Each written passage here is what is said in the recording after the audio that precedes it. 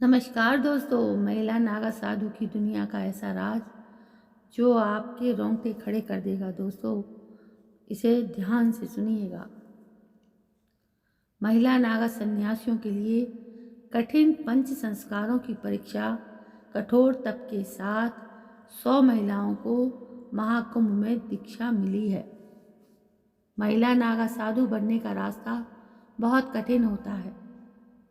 महिला नागा साधु बनने के लिए सांसारिक मोह माया को त्याग कर एक अलग जीवन जीना होता है। ऐसे में महिला नागा साधुओं की रहस्यमय दुनिया के बारे में हर कोई जानना चाहता है। प्रयागराज में महाकुंभ चल रहा है। इस समय संगम नगरी प्रयाग में साधु संतों सहित करोड़ों की संख्या में श्रद्धालु मौजूद हैं। महाकुंभ में स्नान के लिए आए लोगों के लिए आस्था का ये पर्व बहुत अधिक महत्व रखता है। देश विदेश से आए लोगों के बीच जो सबसे आकर्षण का केंद्र है वो है नागा साधु। आपको बता दें कि नागा साधुओं की दुनिया काफ़ी रहस्यमयी होती है, जिसे जानने की हर व्यक्ति में इच्छा होती है। लेकिन पुरुष नागा साधुओं से भी ज़्यादा लोगों में महिला नागा साधुओं के बारे में जानना की इच्छा होती है। आखिर कैसे बनती हैं महिलाएं नागा साधु और क्या क्या होते हैं उनके नियम। आइए थोड़ी बहुत जानकारी यहाँ पर हम बता रहे हैं। महिला नागा साधु बनने का रास्ता बहुत कठिन होता है, ये तो सबको मालूम है। महिला नागा साधु बनने के लिए सांसारिक मोह माया त्यागनी होती है, ये भी सबको मालूम है। उनको एक अलग जीवन जीना होता है, ये भी पता है। ऐसे में महिला नागा साधुओं की रहस्यमय दुनिया के बारे में हर कोई जानना चाहता है। जिस प्रकार नागा साधु महाकुंभ में कठोर तपस्या व साधना करते हैं, उसी प्रकार महाकुंभ के दौरान महिला नागा साधुओं को भी कई कठिनाइयों व नियमों का पालन करना पड़ता है। महिला नागा साधुओं को भी कई कड़े नियमों की परीक्षाओं को देना पड़ता है और फिर उनका ये तप महाकुंभ में पूर्ण होता है। महिला नागा सन्यासिनियों को दीक्षा के पहले लंबे इम्तिहान से गुजरना होता है।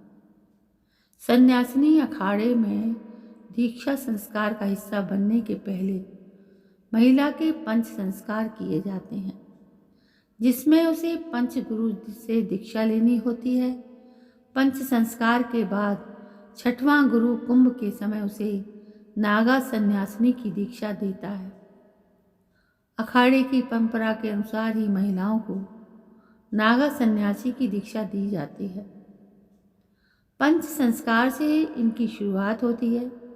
5 गुरु यह संस्कार करते हैं। शिखा गुरु का काम शिखा तैयार करना है, वो महिला को शिखा देते हैं। दूसरे गुरु कंठी पहनाते हैं, जिन्हें कंठी गुरु कहा जाता है। तीसरा गुरु भभूति गुरु होता है। चौथा गुरु लंगोटी गुरु होता है, जो लंगोटी देता है।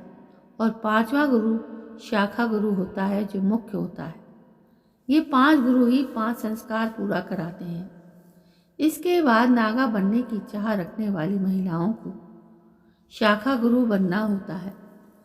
उन्हीं के अधीन रहकर 2-3 साल सेवा करनी होती है। साधना और शास्त्रों का अध्ययन करना और गुरु की सेवा होती है। इसका अगला चरण महाकुंभ में शुरू होता है, जहाँ उन्हें पहले अवधूतानी बनाते हैं। महिला को अवधूतानी बनाने के लिए सुबह 4 बजे उठाया जाता है। नित्य कर्म और साधना के बाद शाखा गुरु से लेकर नदी किनारे उसका मुंडन संस्कार कराकर नदी में स्नान के बाद उसका पिंडदान कराते हैं। उसे 3.25 मीटर लंबे एक कपड़े पहनने के लिए दिए जाते हैं। इस वस्त्र को गंती कहा जाता है। महिला को बिना कुछ खाए पिंड दंड कमंडल और उसमें जल लेकर अखाड़े में धर्म ध्वजा के नीचे रहना पड़ता है। अगली सुबह अखाड़े के आचार्य महामंडलेश्वर उसे जाप मंत्र देते हैं, साधु परंपरा का ज्ञान कराते हैं। इसके बाद अवधूतानी गंगा में स्नान करती हैं और 108 डुबकी लगाकर अपनी गंती नदी में त्याग देती हैं।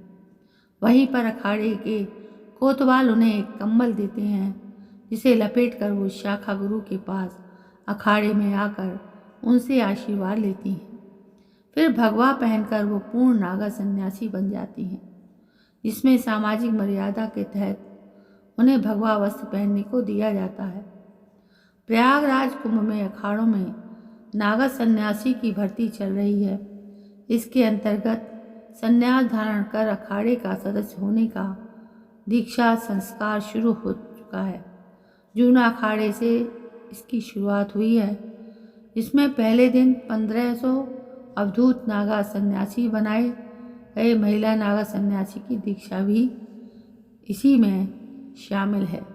तो दोस्तों, आज आपने ये जाना कि महिला नागा साधु और पुरुष नागा साधु दोनों के नियम एक जैसे हैं। बहुत कठिन है, बहुत नियम से रहना पड़ता है, तब जाके कहीं वो नागा साधु बन पाते हैं। उनका जीवन सरल नहीं है किसी का भी। तो दोस्तों, आज आपको इस बारे में जानकारी मिली, तो आप इस चैनल को सब्सक्राइब करना ना भूलें और इस कहानी को या इस वीडियो को ज़्यादा से ज़्यादा शेयर करें, जिससे सभी लोग इस बारे में जानकारी प्राप्त कर सकें। दोस्तों, कल मैं फिर हाजिर होती हूँ। तब तक के लिए जय हिंद, वंदे मातरम।